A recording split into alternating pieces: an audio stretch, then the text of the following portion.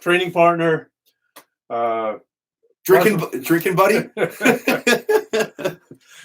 kickboxer. I'm trying to keep things on track. Right. Ritchie Yip. Feudal Lord. Feudal Lord Ritchie Yip. Hi, Internet. We are talking kickboxing today because we've just finished up. By we, I mean him. By we, I mean we did it together. It was a group effort. You facilitated it. Me facilitating, me directing, me dummying, and you teaching. Yeah, and also reassuring me that it was all going to work out. It was a really, really, really tough project. It was. This was a pretty cool, pretty large, pretty difficult project. Like there was a lot of moving pieces in this one. Oh, for sure. I think how many days did we film? Oh, God. Shoot, for 14 days or something. 14 days, and 14 days. there was it was exhausting, and you really, really pushed me to make the best instructional possible. And there was moments where I was just like, I was really, really frustrated, but you're really positive, and you kept encouraging me, and I think we got something amazing. That's me, Mr. Positive. I was thinking one of the reasons that this works so well is because what's the standard progression for someone? They want to go kickbox. They want to learn to kickbox, and they go to a place, and they're going to learn, okay, this sort of the stance, hold your hands up here. Now do this. This is your jab. Yep. And they're going to learn the basic moves, and then they go hit the pads. And they're, within a short period of time, they're feeling pretty good. Pop, pop, pop, pop, pop. They're landing, and they're kind of let's say they're hitting 90% of the pads that they're trying to hit, right? Sure. They're doing a combination. Sure. Most of the time, they don't miss. Yep. And so they're getting good at hitting pads, but then they go and spar, and all of a sudden, like, holy crap, they're not landing 90% of their shots. They're missing 90% of their shots. Right. Oh, and it's like the jump from being good at hitting pads to being good at hitting people, or when you're hitting pads, you're usually not getting hit, but now when you're sparring, you are getting hit. It's a big transition. It's a giant transition, and so why is that? Like, why is it so hard to make the transition from being a king of hitting pads to king of the ring? Well, right away it's because of the failure, right? Like, you nailed it in the sense that when you hit the pad, like you're going to hit the pad. Like, if I was holding pads for you and you're punching, I'm going to go, and if I'm a good training partner, I'm going to go and meet your fist every single time, and you're going to win. Yeah, absolutely. You're going to feel great. The pads make a loud noise. You feel successful immediately, and as soon as you start to spar, you feel like a failure immediately. So it's the complete opposite.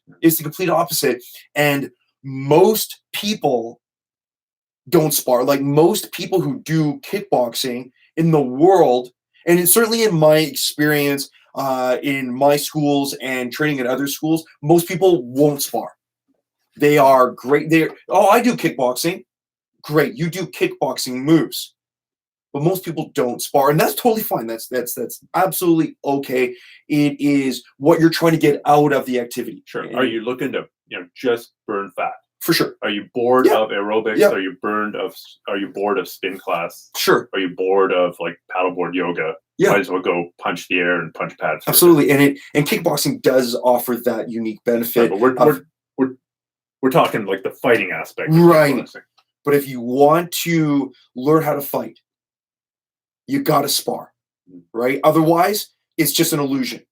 You're just you can't just read about working out. You can't just watch videos about lifting weights. You actually have to lift weights. And when it comes to fighting, you can't just hit pads. In my mind, in my opinion, if you're just hitting pads, you're not learning how to fight. You are learning fighting moves, but you're not learning how to fight. You have to spar. And so most people won't spar just because they're not interested in it. They have no inclination to go into that, or they actually believe they are fighting just by hitting pads. So that's a misnomer. That's an illusion. You are not fighting just by hitting pads or hitting the heavy bag. You're not fighting at all. You need an actual human in front of you who's trying to hit you back. And then a lot of people who do, they'll spar once or twice. Yeah. And they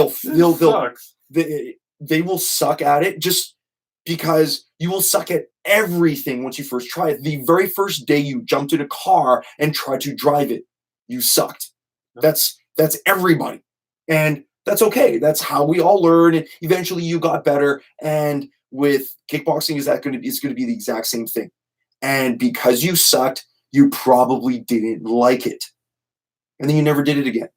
And then there's the unique few who were able to go and endure that failure. Oh, there's always the athletic naturals who will succeed at anything. Sure. Like you'll throw them on a snowboard for the first day. Absolutely. And by the end of the day, they're doing their first turns down the half pipe. Right. There's always going to be that. Screw those guys. Well, absolutely. That's such a small portion of the population. But even with some of my students who were exceptionally athletically gifted and did very, very well right at the beginning, they will hit a wall. Martial arts is still a learned, developed skill. There will be a stage where their athleticism just stops. And now you need technical skill to take you further. Yeah, no, I was thinking about that because I can certainly think of people who are super athletically gifted who started, and because they have that initial advantage, they're like, man, this is easy. And they never got past just using athleticism. They never, if you think of somebody like George St. Pierre, right, super athletic, absolutely, also super dedicated to technique. Right. And now you've got arguably the perfect athlete because he's got both sides of the thing. Absolutely. But it's easy to get sidetracked if you are just one of these athletically gifted people who are like, this is easy. I'm gonna quit. Absolutely. And as a coach, I'm always really mindful of those who are super athletic. They will eventually hit a wall, and almost always, in my experience, they just stop training. They will hit a wall. They're so used to that immediate success. And when they hit barrier, as soon as they hit a barrier where they can't do something, they have a little bit of trouble, they'll just stop training. And so I'm super wary of that, and I'm always looking for that moment where they're just a little bit frustrated, and I jump in right away and I try to give them some coaching and give them some positive reinforcement and help them deal with that frustration. Sometimes it is the student who isn't athletic and who has always had troubles. Maybe if they just stick with it, right? Well, first of all, they might unearth some innate athleticism that's never been teased out of them because maybe they spent their teens and their 20s playing video games. Right. And as well, they've had to now focus much more on technique. Sure.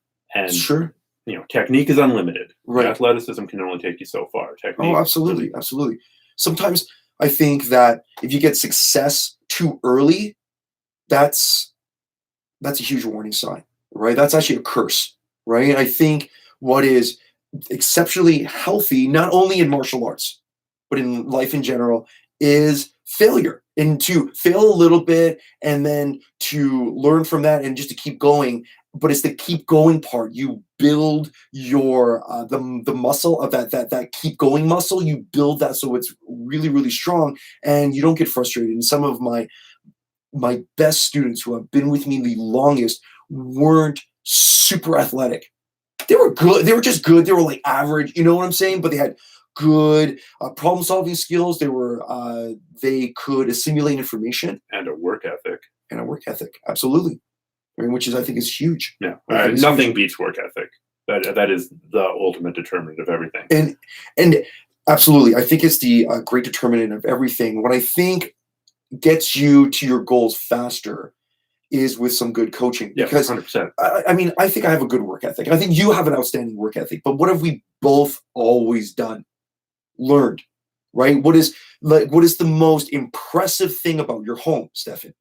Your giant bookshelf, like the bookshelf that if it were to fall would, kill a small family. Like it's just like walls of books. Why is that? It's because you're consistently learning. It's all show. We actually looked at it. They're not real books. They're just the spines of books that I've cut out. Yeah, you bought that all in a garage sale. Tear the spines off books at libraries and just glue them onto cardboard boxes. It's like a movie stage. Yeah, exactly. Pretty much. My secret is revealed. Yeah. So we've got schools, or we've got people who learn kickboxing and then never spar, or they spar a couple of times and get their ass handed to them. You see the opposite too, and this is, I think, maybe more common at really hardcore boxing gyms and really hardcore MMA gyms. Sure.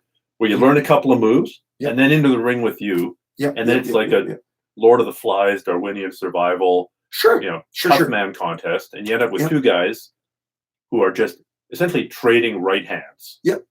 And Absolutely. it makes for super tough people, but they've never taken the time to develop the technique. Yep. So they might have, on a scale of 1 to 10, they might have a technique of 2 or 3. Mm-hmm.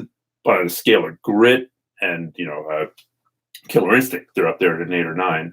Oh, for sure. So that's almost a similar situation to people who have skill, right? They're using grit and tenacity, and killer instinct to survive. Mm-hmm, mm-hmm. Yeah, absolutely. And if they could just learn technique, now they would be a Mayweather.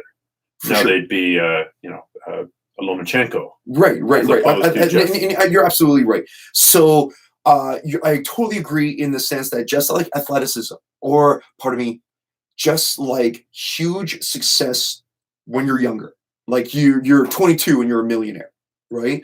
Or if you're super athletic, you're exceptionally gifted athletically, and you get that success from virtually like any sport or activity that you get right away. If you are just super tough and you have a high pain threshold, you can take a lot of punishment, you just keep on going when it comes to sparring, that can be a detriment. As earning a lot of money right away when you're really, really young can be a curse. Right. Being super athletic.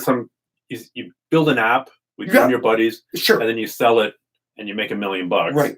I mean, sure, that's an advantage in some sense. Absolutely. But you've never learned, what happens then when there's a recession and nobody's buying apps for $1 million anymore. Right. You never learned how to fail. You never learned how to recover from failure. Same thing with athleticism. You never learn how to screw up, fail, be clumsy, deal with frustration.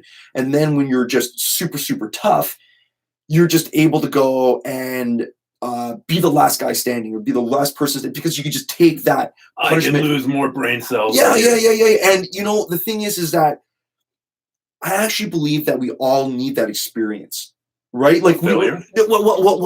A failure. But when we start to spar boxing, when we start to kickbox, your technique will go out the window. Even if you've learned a lot of technique, you will go out the window.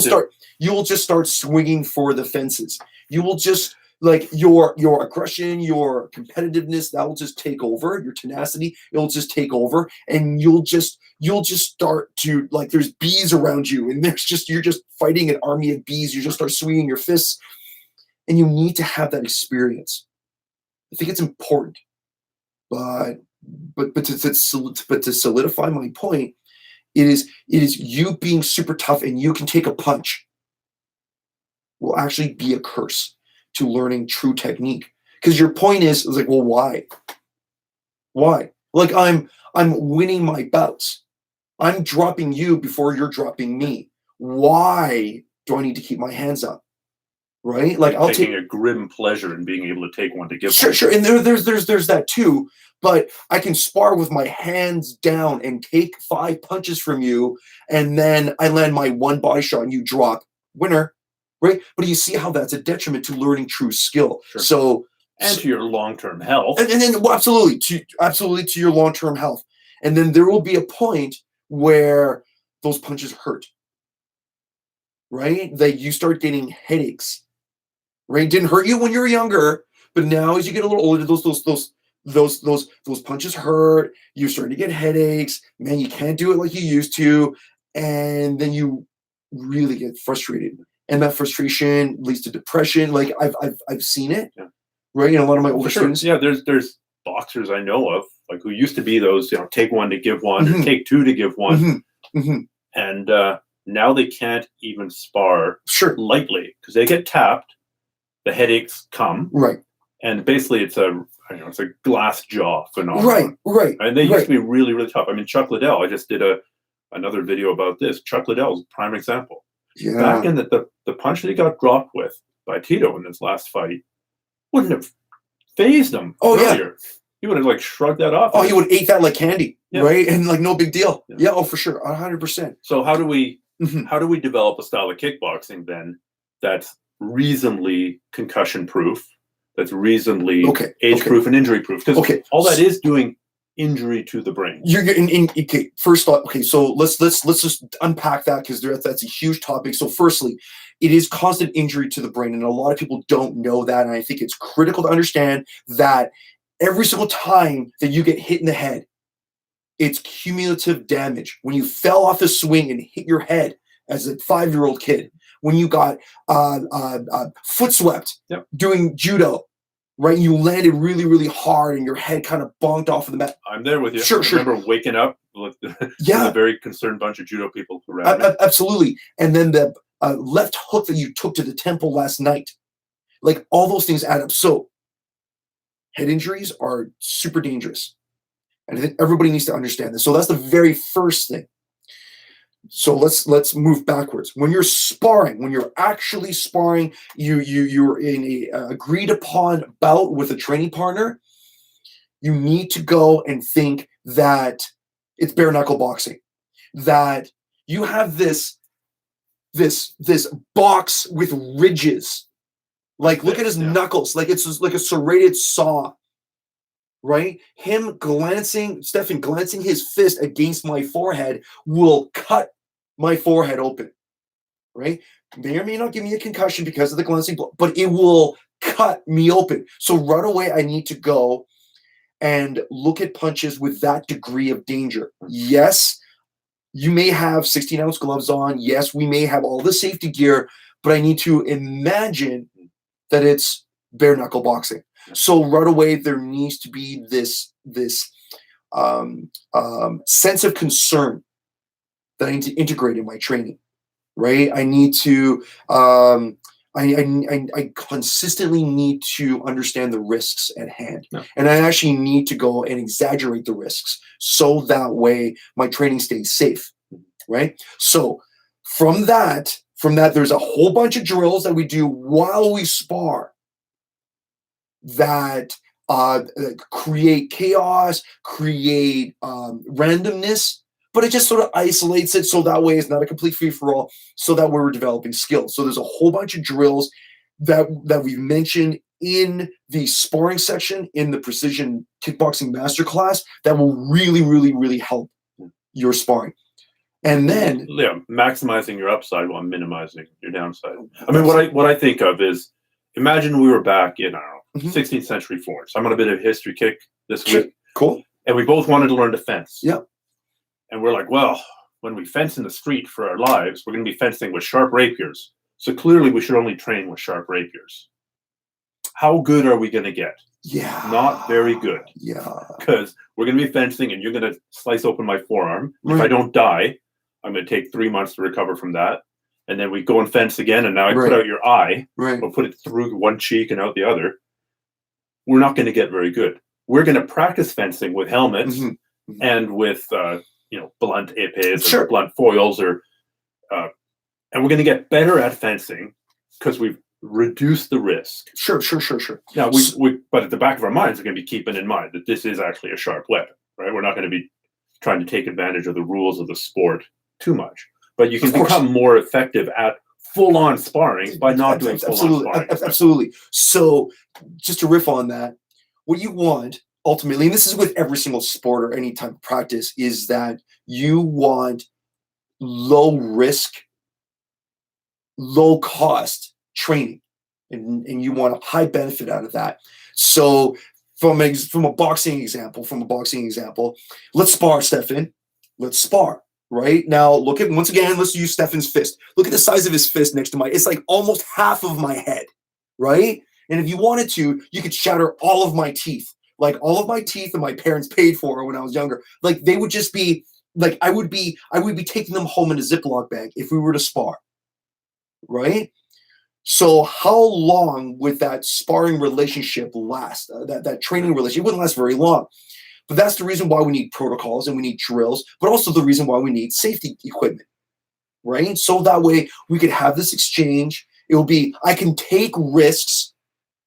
I can expand my skills. I can explore different avenues on how to land shots, set you up, experiment with different tactics. And then if it doesn't work, I haven't received a concussion and lost my grade 3 math skills. Right? See, the funny thing is, though, yes, you're talking about the protocols for sparring and the safety equipment, but I know you're not a fan of the headgear. So just share why you're not a fan of headgear per se. We're talking the boxing headgear. Yes. Because a lot of people watching this are going to be going, yes, I agree. Safety equipment is important. Therefore, I should tie this big padded basket to my head. Okay. So absolutely. The idea with headgear is very, very controversial. I don't use headgear.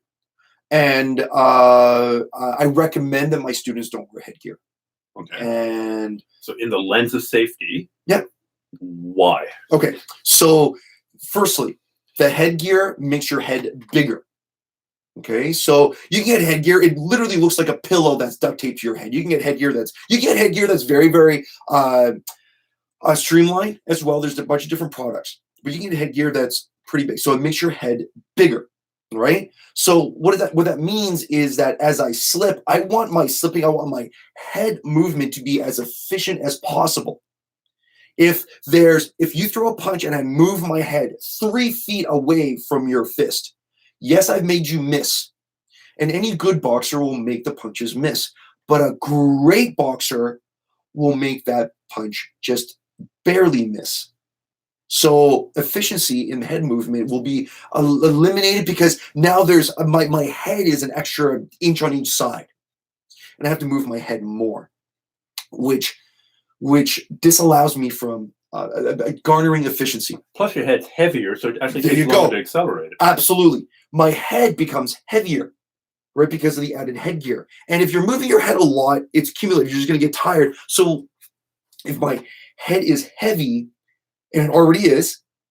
My head is already like not just mine, right? But everybody's head is. But if it's heavy, what is the natural inclination? This is tiresome to do. As human beings, we're always looking to go and minimize time and minimize labor. So I just won't do it. I just won't move my head. Yeah. What the hell? I've got padding on. I can take a shot. And that leads to my next point. There's no immediate pain. So like I get punched in the face. And right away it'll hurt. Right? Like I was just like, oh man, you may have 16-ounce gloves on and whatnot. I don't like getting punched at all. I don't have one of those, like steel jaws, right? I get hit. It's like it like I feel it for like 3 days afterwards, I'll feel it. So right away, if we're sparring and you hit me, and if it doesn't hurt, because I have this wool blanket of safety over my head, I just like, oh well, I'm okay.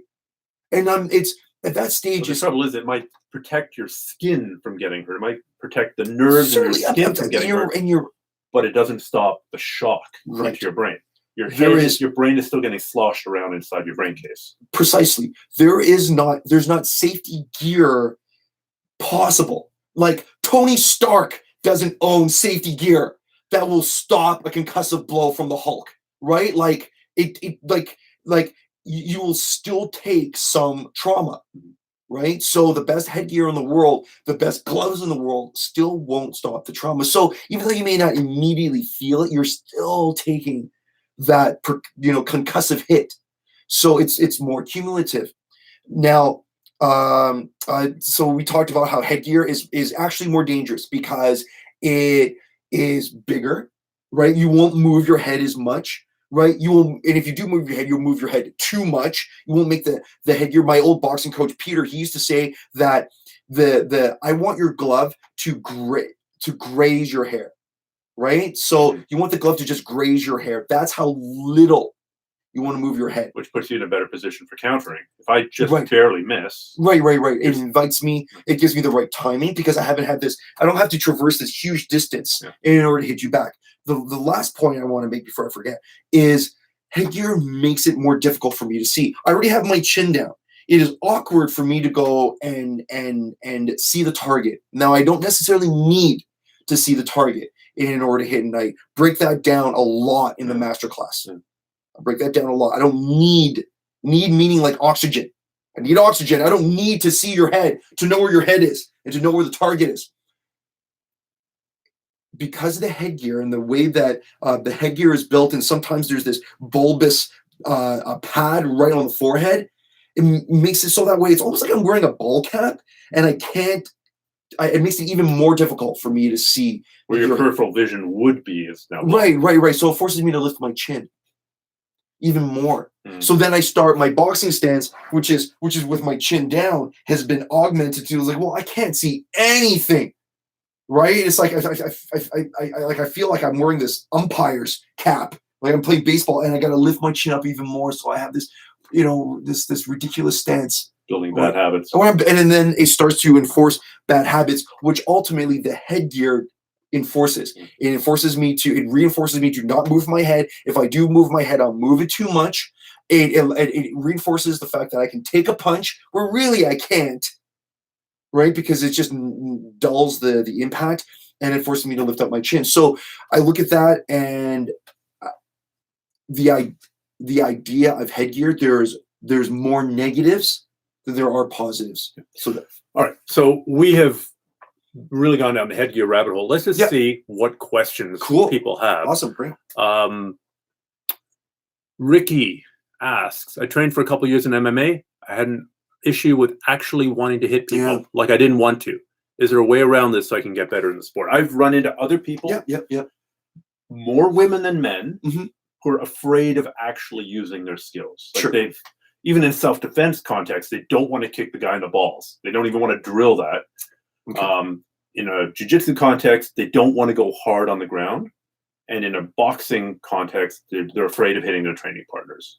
Okay. So what would you say to Ricky and all these other people? Okay, awesome. Great question, Ricky. Thank you so much for participating. So right away, this is great. And all of your training partners should be grateful that you are their training partner. Because what does that mean? It means that you're taking care. Like, you innately care about your training partners. I don't want to hurt you. You should have that. You should have that, right? Which is critically important. Now, I want to go and talk about how that can be oversteered, where it's a negative, where me not executing my straight right hand with the proper distance, with the proper execution, and the proper I'm at depth. This range and I'm here. Like, you're teaching me bad habits. Right. I'm giving you a false sense of safety, which is even more dangerous. Like, I'm not hitting you when I should. It gives you a false sense of confidence, false sense of safety. It's like, I'm totally fine. The moment that, if the moment that Stefan is in this range and his hands are here, I should just be able to go and just gadoink, punch him and go. That's me non-verbally letting Stefan know that he's in range for my right hand. And note you said a gadoink, not a kaboom. We're not talking about punching my head into next week, flattening my nose. Right, precisely. I want to let him know non-verbally. I want to punch him in the face with love, right? But I don't want to, like, break his nose and he's like, oh, thanks for letting me know, right? That's not how that works. So, good for you, Ricky, for caring about your training partners. Awesome. What that also means is that I care about my training partners so much that if their hands are down, they're in the correct range, they are open for the straight right hand, I let them know that they are open for the straight right hand. Now, the last component that I want to talk about is garnering the level of skill where I can let him know without breaking his nose. And I have a drill that's called the Susan drill. Right. And it's in the Susan drill, because it's super important. Sure. So the name Susan drill, Susan's my mom, and it's like I'm punching my mom. So how would I punch my mom when I'm teaching her how to box? An elderly Asian lady. Yeah, elderly Asian lady, right? 5'1", right? Would I be like teaching her how to spar and go, hey, Susan, your hands are down, nose broken? No. Right? I'm going to pretend your shoulder is my mom. It's like, I would just let her know. Right? Like, note the control.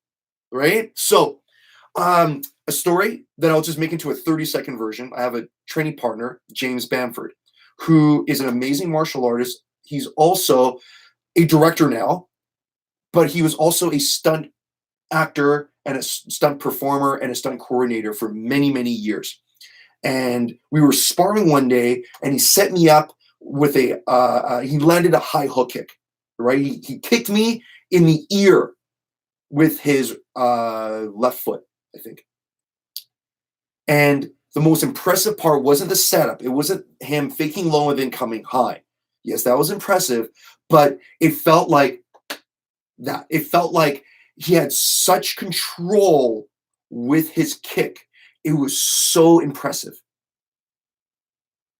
And that is really what I want to teach. He let me know that I was dropping both of my hands when I was trying to defend the low kick. He let me know that I was wide open for that high kick. And he let me know without making my face concave. And letting you know without words, because words, it's like that thing that people remember 50% of what they hear. For sure. Absolutely. But 100% of what they do or experience. Absolutely. So, especially with martial arts, everybody uses their words. Hey, I could have passed your guard. Oh, hey, I could have got you there with that arm bar. Oh, really? Just arm bar me, man. Right? And with kickboxing, it's just like, yeah, well, just punch me. Right? And this is where fighting and teaching meet. We are all, when we're in the gym, we're doing kickboxing, we're in the dojo, we are all students, including myself, right? As the teacher, I'm just the most senior student, but we're also all teachers. When we're sparring, if me and one of my students are sparring and I just happen to drop my hand and he lands that left hook, he's encouraging me to make sure that my defenses are really short, succinct, but he also has the nurturing ability of a teacher where he has control when he throws that left hook. He has control, he's landing it, he's like just bopping me, he's not trying to crush me. It's a different context. We are sparring in the gym, right? We're friends. Yeah, we got a pro fighter getting ready for a fight. It's a little bit different. He needs a bit harder contact. You know what? Okay, like, once in a while, for sure. Yeah. But for most of the time, you should be exercising. When you spar, it should be Susan drill all the way, just touching, perfect execution, perfect distance, perfect timing. These are the things that you want to go and exercise. And the times that you don't capitalize on that, you are doing a disservice to your training partners. You are garnering, you are actually being cruel with your kindness. You're creating a scenario where they are building a sense of confidence that will devastate them in years to come. Let's grab a couple other questions. Awesome. We're beginning to run short on time here, but if you have questions, post them. John asks, hey guys, love your work. Recently, I started getting pain in my arms when I glove up. I feel it in my wrists, forearm, and especially my biceps. After 15 minutes of sparring or even striking the bag, my arms are just dead. Okay, John. And I'm forced to go completely defensive. Wraps don't make a difference. Basically, his arms ache for hours. He's also sore after a grappling workout. He's in good shape otherwise, so is this a new thing? Okay, so... Have you run into that before? I've run into that yes. Sure. Yeah, I just want to... Okay. In a grappling context, often it's people getting that depth. Like, people are otherwise athletic, who start grappling and they're in their first couple of matches or they're in their first competition. They get their grip and they grab and they squeeze. Very, very common. Like, I just recently rolled with a guy who hasn't done much rolling before. Strong, athletic guy. And his comment afterwards was, man, that was a good forearm pump. Because he was getting a grip and holding on. So I'm imagining there's an equivalent. Yeah, 100. Okay, so 100%, John. Right away, what you're doing is that you have too much tension in your arms consistently. So let's talk about your stance first.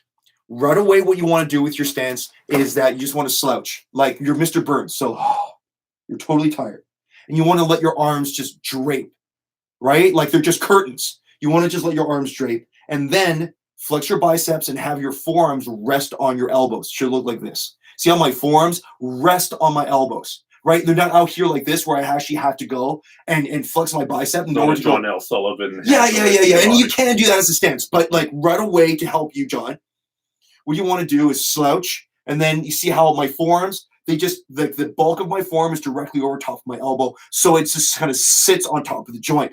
You want to be as relaxed as possible. Inside your glove, your hands are super relaxed. This is how my hands look inside my glove. So open. Yeah, absolutely. I'm not clenched at all. What I prescribe to you, John, as a as a training tip, something you can do immediately is to shadow box. And the way that you want to shadow box is as relaxed as possible, and then you want to stretch out your arms, right? Like feel the stretch in your arms as you're shadow boxing. Well, your forearms here are loose. They're super, super loose. They are super loose. And the way that the punches should work is that you want to go and have your punches activate like a hand clapping push-up, where the contraction is really brief. It's as brief as possible. So isometric means that you're holding something for a long time, right? Like top of a chin up and you hold. That's my guess. That's just my guess. That's what you're doing. You want to be super relaxed. And the only the punches contract, your muscles contract for a microsecond. That's it. So shadow boxing immediately would help you. Super relaxed. Don't even make a fist. Full extension. Full extension. And that will help you a lot, right? You're probably just really, really tense, right? You want to be as relaxed as possible. Does that would help? You want to do another question? Or yeah, there's another question here that I saw about on one of the platforms about why modern kickboxing is so oriented around the round kick or the hook kick. Uh-huh. I have no idea why, really. As opposed to, say, when you took a look at what Bruce Lee was doing in the 60s and 70s, early 70s, it was all based around the side kick and karate based around the front kick. So the linear versus the kick. I absolutely have no idea. I have no idea. So for those of you who are right now, if you're sparring, you probably do a lot of round kicks, hook kicks. We call them hook kicks in my school, right? Hook kicks. Right, where I'm coming around, like my right shin is trying to go and hit your left ear, right? That's a round kick or a hook kick in my school. Right away, you're probably doing a lot of those, and I actually don't know why. I think the one reason is that it is the kick that is super easy to learn, and you can just feel enormously successful with it right away against a heavy bag, against a kicking shield. On a kicking shield, it makes a big sexy noise. On a heavy bag, it makes a big sexy noise. You can just feel success right away. In sparring, you won't feel success with that right away. You won't. And the main reason why you don't feel success with the round kick or the hook kick right away is because there's no immediate stopping power. If you're sparring, if you kick me with that, I can still walk forward. And punch. Right. Absolutely, you can still walk forward and you can still punch me. If I kick your leg, if I'm wearing shin guards, right, and they're like big fluffy shin guards, and you're tough and you're tenacious and you really, really, really want to punch me, I can kick you in the leg as hard as I possibly can, and you will still land that right hand, right? So you're like, well, I'm doing what I'm supposed to be doing. You should drop right away. And without the shin guards, for sure, a little bit different story. That leg will give out. That's a different story, man. That shin right on your quad, right on the IT band sucks, right? Different story with the shin guards. What you want to do right away as you start to spar is you want to throw push kicks, foot jabs. A lot of people call them teeps, where side kicks, where the kicks go straight down the middle and you'll be able to manage distance. Somebody rushing in to try to punch you, and you land a push kick right to their chest, it'll stop them in their tracks and it will make them second guess their attempt Even to more enter. So if they're coming in. Oh yeah, it's huge. It's huge. So they're just running into a log that's up. With the popularity, I really don't know. I know that right away, when my students start to spar, man, it is hook kick central. And to get somebody like bribing my students to I'll buy you lunch, throw a foot jab, barely doesn't even work. It's not until they actually land a foot jab, stop their training partner in their tracks, and they're like, wow, that actually worked. You were right. They just need to experience nothing but play Lyoto Machida knocking out Randy Couture with a front kick. You don't over and over. And the thing is that I know you're trying to be facetious, but there are good examples. There's great examples of that. But as a coach, I've gone up to my students and go nothing but the right foot jab, That's it. That's the only thing that you're going to throw and their opponent can throw whatever. And then just making it so that way they're isolating that one tool. All of a sudden, by the end of that training session, they're like, wow. Yeah. That's almost consistently the experience. The right foot jab and how powerful it is and how adept it is to managing distance. However, for time, do you want to do another question? Let's just see here. How many times a week do you recommend training the neck with a harness? That's not a question about kickboxing. I'll answer that real quick, and then we'll get back to kickboxing. Sure. I like doing it lightly, about 3 or 4 times a week. It's not something you want to go to failure on. It's not like the bench press where you're going to go, once a week, super heavy, 10 sets to failure, and then do auxiliary exercises another time. It's not the way you train the neck. The way you train the neck is a little bit at a time, frequently. Fortunately, the neck responds to training really fast because it's so underdeveloped in most people. So that's an answer to your question. Now we're only going to take kickboxing. Don't worry. I forgive you. Apology accepted, Mr. What Does the Fox Say? All right. You know what? We are totally running out of time. Sure. This office is actually going to be taken over by my video editor here momentarily, Cool. who's coming back from a meeting with his not his OBGYN, his wife's OBGYN. They're expecting a baby. So cool. Amazing. There's a little bit too much information, but thank you so much for joining us. Thanks, everybody. I hope you got some value out of that. Take care. Take care. Right on. Awesome. All right. Let us end. Let us